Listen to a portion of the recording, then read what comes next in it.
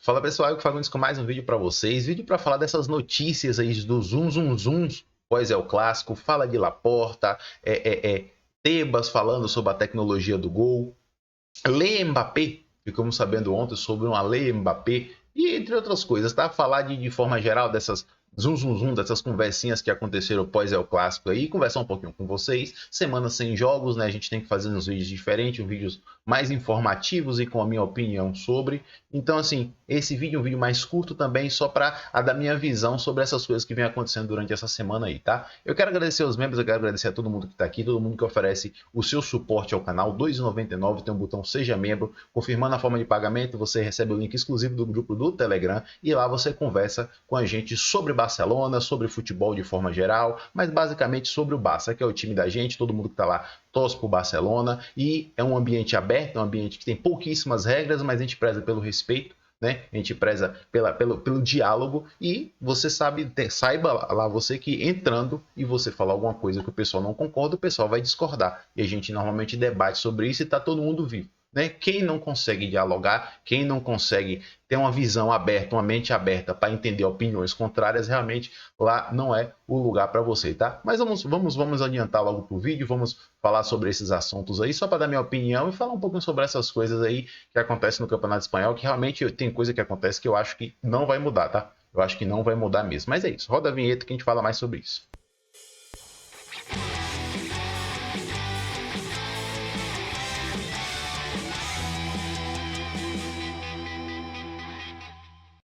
Pessoal, o El Clássico nunca acaba quando o árbitro apita, né?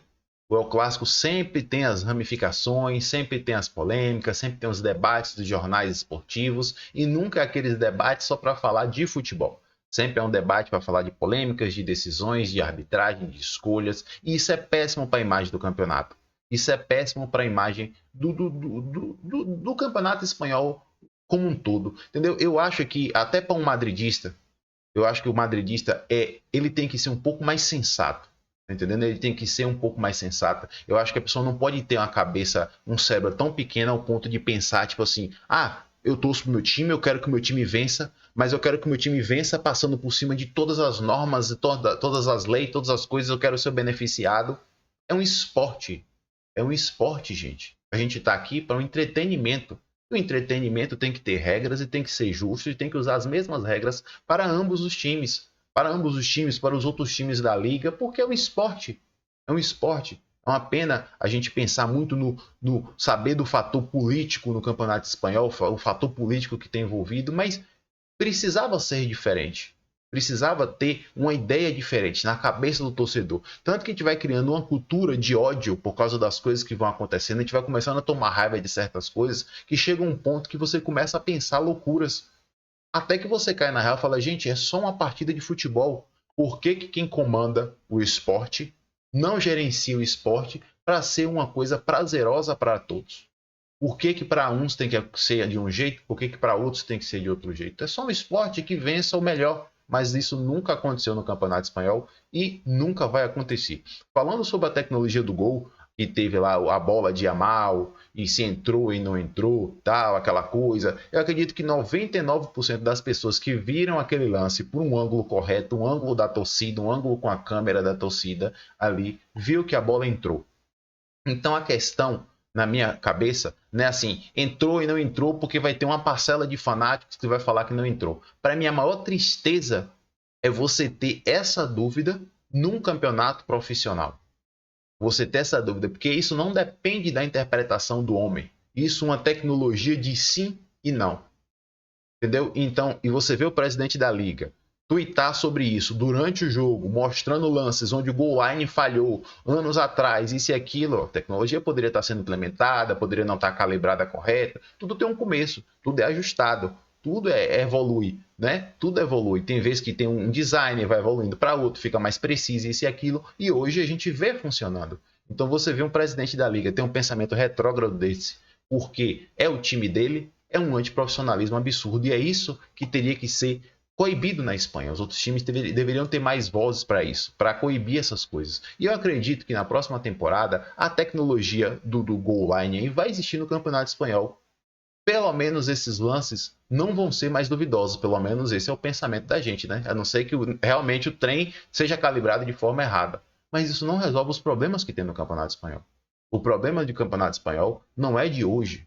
É um problema onde o entorno, a pressão que é colocada na arbitragem, o que acontece com os árbitros quando erram contra o time de branco, a pressão, a TV do time do Real Madrid, pressão na arbitragem, tal. Gente, simplesmente, eu posso ser ingênuo aqui falando para vocês isso. Eu não acredito que simplesmente o presidente do Real Madrid, alguém do Real Madrid, vai lá e dá um dinheiro para a arbitragem e tal, para, olha, você decidir isso e aquilo. Eu não acho que essas coisas acontecem. Como não aconteceu também quando inventaram o negócio do Barcelona, do caso Negreira, que se você tiver um pouquinho de sensatez,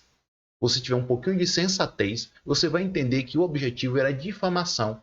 O objetivo não era nada para punir o Barcelona para cair para a quarta divisão e achar um negócio, não. Era difamar o Barcelona, difamar a imagem do Barcelona. E isso eles conseguiram. Ou também a pessoa tem que ter um pouco de sensatez, entender que no período que falaram do caso Negreira, o Barcelona perdeu ligas com bola que entrou 40 centímetros. Bola que o Barcelona fez gol, a bola entrou 40 centímetros e o goleiro tirou de dentro do gol. Quão idiota tem que ser um clube, quão idiota tem que ser um presidente para ficar pagando a arbitragem para ter gol com 40 centímetros anulado? Gente, é só ter um pouquinho de sensatez que isso aí não faz sentido nenhum. Aí você fala, mas eu já vi uns lances na internet bem... Gente, a arbitragem erra para todo mundo. A arbitragem é ruim. A arbitragem é uma coisa que é desde cedo no nosso esporte, desde que o esporte existe, a arbitragem é ruim. A arbitragem toma decisões polêmicas. O problema é o saldo dessa arbitragem. O problema é que quando você soma, tem 5 ajudas para um time e 7, 8, 9, 10 ajudas para outro. Então, no final, condiciona muito o resultado final. E é contra isso que talvez os outros times do Campeonato Espanhol deveriam lutar. Xavi falou na primeira rodada que não gostou da reunião de árbitros e treinadores que teve no campeonato antes de começar. Porque o treinador do Real Madrid sugeria aos árbitros e menos ao VAR. E os árbitros acataram isso. Xavi falou naquela, pode procurar coletiva pós-jogo contra o Getafe, na primeira rodada onde teve um pênalti e não deram em Araújo. Por que menos ao VAR? Ser uma ferramenta que ajuda a tirar dúvida, que é uma ferramenta que ajuda a ser o jogo mais justo. Eu fico querendo saber o que os outros 18 treinadores que estavam nessa reunião falaram, ficaram quietos. Então, o Campeonato Espanhol precisa evoluir nesse ponto. Nós estamos em 2024, todo mundo vê as imagens, vê as coisas que estão acontecendo, tá entendendo? Você, que é torcedor de outro time, que é torcedor mais neutro, que não tem esse lado passional da coisa, procure se informar. Quando você vê um corte de um lance, procure ver o lance completo, porque tem hora que o pessoal cria um negócio tão absurdo que corta onde teve o contato e coloca o lance depois, só para dizer que foi isso e aquilo. Gente, é futebol, é um esporte. Isso aqui é só futebol, é só um esporte. O esporte precisa ter regras que sejam iguais para todos os times e que vençam o melhor. Isso aqui não é uma guerra. Não está dependendo você, o salário seu do outro dia não vai ser baseado no que o seu time vai fazer isso e aquilo. Então, gente, é só um esporte, é um entretenimento. E esse entretenimento, por ser um esporte profissional, está no âmbito profissional, precisa ter regras justas, regras que são aplicadas iguais para todos os times. Laporta saiu falando do VAR, saiu falando que ia solicitar os áudios do VAR e que se fosse provado que a bola de Yamal entrou, ia pedir rejogo e tal. Eu entendi mais a mensagem de Laporta como um assim, ó, não vamos mais tolerar esses tipos de decisões. Não vamos mais tolerar essas decisões assim escancaradas. Nós não estamos mais na década de 50, 60, 70, 80, 90. Nós estamos em 2024. Não vamos tolerar. Se ele foi literal no assunto rejogo, eu sou completamente contra. Sou completamente contra. Para mim não faz sentido nenhum jogar uma partida novamente contra o Real Madrid por causa de um negócio. Para mim, mancharia mais ainda a imagem do Campeonato Espanhol, que já é muito manchada. E digo mais. Eu aqui, como um canal de torcedor do Barcelona, nem cobriria esse jogo, tá? Eu sei que eu não sou setorista, mas nem faria pré-jogo nem pós-jogo. Ficaria de fora. Eu acho que isso aí não tem nada a ver. Eu acho que foi mais uma mensagem para dizer um basta, para dizer que os outros times da Liga também precisam acordar e precisam cobrar quando as coisas acontecerem de forma errônea. quando as coisas foram de um jeito onde está vendo claramente foi prejudicado, como a gente viu em algumas partidas. Eu pretendo fazer ao final da temporada um vídeo de saldo de arbitragem, mas todo mundo lembra de lances muito claros, como o pênalti de Tchouaméni no El Clássico do primeiro turno, esse lance, o pênalti de Lucas Vázquez interpretativo. Na temporada passada teve um de Rafinha assim, o árbitro não deu, falou que Rafinha que colocou a perna. Saca esses dias na Liga dos Campeões, no jogo de ida contra o Bayern de Munique, no último lance, colocou a perna em Neuer e se jogou, o árbitro não deu pênalti. E no Campeonato Espanhol deu pênalti. A bola de Amal se entrou, entendeu? O chute de Rafinha na panturrilha no jogo contra o Vallecano, aquele impedimento posicional que a bola passou 10 metros longe da cabeça de Ferran Torres pro gol de Félix. Tem muitas coisas que aconteceram no campeonato, onde sim, o Barcelona, mesmo mal, poderia estar disputando esse campeonato hoje. Tá entendendo? Futebol é um esporte de dinâmica. Se você entra numa dinâmica negativa, o resultado não tá vindo e tal, você começa a ficar para trás, você começa a ficar desmotivado. É normal na vida, as coisas vão dando errado e você às vezes fica desmotivado. São poucas pessoas que com um erro vai, não, vamos, vai dar certo, vai dar certo. Como na vida você fica para baixo, você fica desmotivado. E se você tivesse, mesmo jogando mal, mesmo não ajustando o time da forma que a gente está querendo ver o Barcelona, o resultado estivesse acompanhando, você fala, ó, não estamos muito bem, mas estamos vivos, estamos 4 pontos aí atrás, 2 pontos aí atrás, entendeu? Então, por isso que eu digo que a arbitragem condiciona bastante, né? Então, o futebol espanhol tem muito essa força política, a gente vê que um time tem mais ajudas do que outro, e isso é um problema. Falando de ajudas, eu não digo só de ajudas dentro de campo, tá? Eu não digo só de ajudas dentro de campo. Eu vi ontem falando sobre a Lei Mbappé. Fui buscar para ver o que era essa Lei Mbappé. É uma lei, tá? Vamos trazer só para o âmbito do futebol, tá? Porque pode ser empresas, empresários, alguma coisa. Vamos trazer só para o nosso lado aqui, para o âmbito do futebol. É uma lei onde os jogadores, vamos falar só de futebol, que atuam em Madrid, né? Que atuam em Madrid, dos times de Madrid, assim por dizer, pagarão menos imposto vão pagar do que jogadores que atuam em outras cidades da Espanha. Entendeu? Então, por exemplo, se Mbappé ganhasse 40 milhões de euros no Real Madrid, só inventando, e ganhasse 40 milhões de euros, fosse contratado por Barcelona para ganhar esses 40 milhões de euros, em Barcelona ele pagaria mais imposto e em Madrid ele paga menos imposto. Então, assim, é uma lei que você vive em um campeonato onde uma lei para quem mora numa cidade é diferente para quem mora na outra, e isso interfere na competição. Por quê? Porque às vezes o jogador vai ficar mais seduzido para ir para os outros locais, porque ele ganharia mais dinheiro. Então é contra isso que o Barcelona luta. O Barcelona luta contra todas essas situações do Real Madrid, que na verdade é um clube-estado. É um clube-estado. E o torcedor culé precisa entender essas coisas. O torcedor culé precisa entender que a gente tem muitas adversidades. O torcedor culé precisa entender que as coisas para a gente darem certo é muito mais difícil do que o outro. Por isso que eu sempre peço união ao barcelonismo. O Barcelona está reformando o Camp Nou e possa ser que a obra atrase. A obra tem previsão para voltar no final do ano com 50, 60 mil assentos, né? 60 mil assentos para o público. Possa ser que atrase. A obra do novo Santiago Bernabéu atrasou um ano, gastou 400 milhões de euros a mais do que o previsto. E isso você não vai ficar vendo sair em todos os jornais aí. Mas se a obra no Camp Nou atrasar um mês e subir 50 mil euros, você vai ver em todas as portadas, em todos os jornais. Então é contra essas coisas que a gente luta. Contra essas coisas que o Barcelona luta. Realmente é muito complicado. E a gente tem vários outros exemplos aí. Ó. O Real Madrid aceitou que o fundo Providência lhe pagasse 200 milhões de euros desde a Ilha Caimã, sabendo que isso poderia ser considerado uma fraude na lei, uma fraude no fiscal do clube. Mas mesmo assim, o clube aceitou. Temos outras notícias. O Real Madrid recebeu 200 milhões dos estados, aprovados pelos estados durante o confinamento, durante a pandemia. E temos aquela parte também, já que eu estava falando de salário, sobre o salário de jogadores. Isso aqui não é Igor que falou. Isso aqui foi o presidente da Liga, Tebas, que falou. O contrato de João Félix enviado pelo Barcelona previa que ele receberia 400 mil euros brutos ao ano. A La Liga chegou e corrigiu para 4 milhões de euros. Você contrata um jogador, o jogador fala, eu aceito ganhar 400 mil euros O presidente da liga chega e fala: não importa o valor que o clube lhes dê aos contratos, temos nossos próprios critérios de cálculo salarial que se corresponde com o valor do jogador a efeito do controle econômico.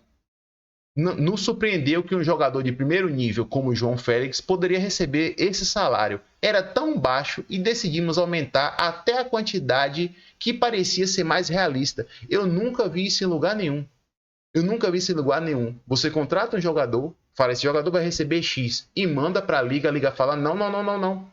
Esse jogador é importante, é um jogador de primeira prateleira, é um jogador midiático, esse jogador vai receber isso daqui, porque nós temos as nossas próprias regras de salário para o jogador. Engraçado que talvez isso não se aplique aos jogadores do Real Madrid, porque se é para receber um salário baseado em importância, relevância para a liga, imagem do jogador, como deveria ser o salário de Bellingham? Como deveria ser o salário de Vinícius Júnior? Estão todos no Real Madrid. Como deveria ser o salário de Rodrigo? Como deveria ser o salário de Mbappé? Como deveria ser o salário de Endrick, de Modric, de Courtois, Toni Kroos? E todos estão dentro de uma escala ideal para o Real Madrid continuar. Quanto deveria ser o salário de Alphonso Davies? E todos estão dentro de uma escala salarial para ficar bom para o Real Madrid. A sensação que dá é que se o Barcelona, hipoteticamente falando, tivesse contratado Bellingham, tivesse contratado Vinícius Júnior, os salários dele não seriam tão baixos, entre aspas, igual são os salários dele no Real Madrid. E agora com a lei Mbappé, eles no Barcelona pagariam mais imposto do que eles pagam hoje no Real Madrid. Então, conta tudo isso que o Barcelona luta. E o torcedor culé precisa entender todas essas coisas e permanecer unido. Não fazer tanto barulho quando sair uma notícia negativa, atrás de like, retweets. Já tem muita gente do outro lado para atacar o nosso clube. É se confinar, é acreditar no trabalho que está sendo feito, é ver o que vai dar para fazer. Ontem saiu a notícia que o Barcelona finalmente poderia voltar para o 1-1 do fair play financeiro. Vamos esperar para ver se essa notícia vira verdade. Vamos esperar o balanço na temporada.